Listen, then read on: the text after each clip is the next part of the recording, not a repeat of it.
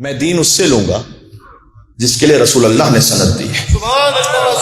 علی مع الحق والحق معی، اللہم ادر الحق حیثما دار. میں دین لوں گا اس سے کہ جیسے قرآن نے امام مبین کا اِنَّا نَحْنُ نُحْيِي الْمَوْتَ وَنَكْتُبُ مَا قَدَّمُوا وَآثَارَهُمْ وَكُلَّ شَيْءٍ أَحْصَيْنَاهُ فِي. آیت تو سب کو یاد تھی، آپ نے ہلکا پڑھا اسے. امام مبین کون ہے؟ امام مبین. اچھا اس آیت کا ذرا غور کیجئے گا، میں منزل مصائب پہ جا رہا ہوں کہ ہم یقیناً ہم ہی مردوں کو زندہ کرتے ہیں. وَنَكْتُبُ مَا قَدَّمُوا وَآثَارَهُمْ، تمہارے اعمال کو بھی لکھتے ہیں جو تم بھیجتے ہو، اس کے آثار کو بھی لکھتے ہیں. یہ بہت بڑی بات ہے. دیکھیں آپ کے اور میرے عمل تو ہمیں پورا وہ بھی یاد نہیں ہوگا کہ ہم نے کون کون سے اعمال کیے ہیں، اس کا اثر تو کسی کو بھی نہیں پتا.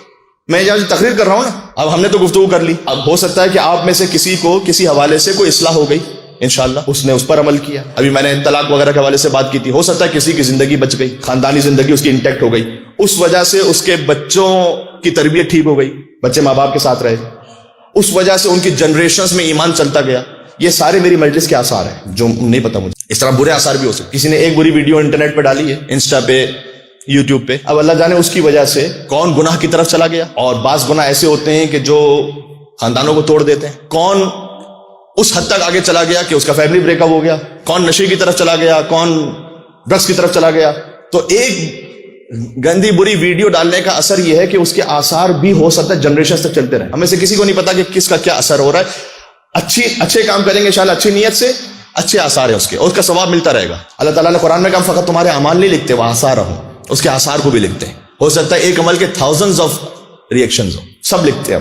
پھر آگے کا وَكُلَّ شَيْءٍ أَحْصَيْنَاهُ فِي إِمَامٍ مُبِينٍ. لیکن یہ سارے اعمال اور یہ سارے آثار ہم امام مبین میں جمع کرتے ہیں. امام مبین جانتا ہے مجھے امام مبین سے دین لینا. جب یہ آیت نازل ہوئی تھی تو عالم اسلام کی دو بڑی مقتدر ہستیاں وہ آئیں اور انہوں نے آ کر رسول اللہ سے پوچھا من هو الامام المبین، کون ہے امام مبین؟ کیا یہ انجیل ہے؟ یہ تاریخ میں ہے. پہلے اس سے پوچھا کیا یہ تورات ہے؟ وہ تورات. کیا یہودیوں سے محبت ہے واقع کہ امام مبین کو بھی کہا کہ پہلے یہ تورات ہے، تو کیا یہ تورات ہے؟ حضور نے کہا اللہ. کیا یہ انجیل ہے؟ حضور نے کہا اللہ. مسجد کا دروازہ کھلا اور دروازے سے اور دروازہ داخل ہوا.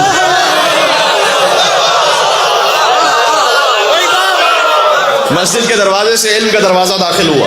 حضور نے اشارہ کر کے کہا ھذا ھو الامام المبین. یہ وہ امام مبین ہے کہ اللہ نے ہر شے کا احساس میں کیا ہوا ہے. سبحان اللہ، کیا کہنا.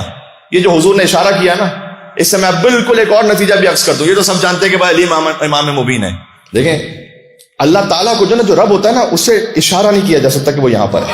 امام نے کہا ان اللہ عین العین. اللہ وہ ہے کہ جو اس کہاں کا خلق کرنے والا، ڈائریکشن کا.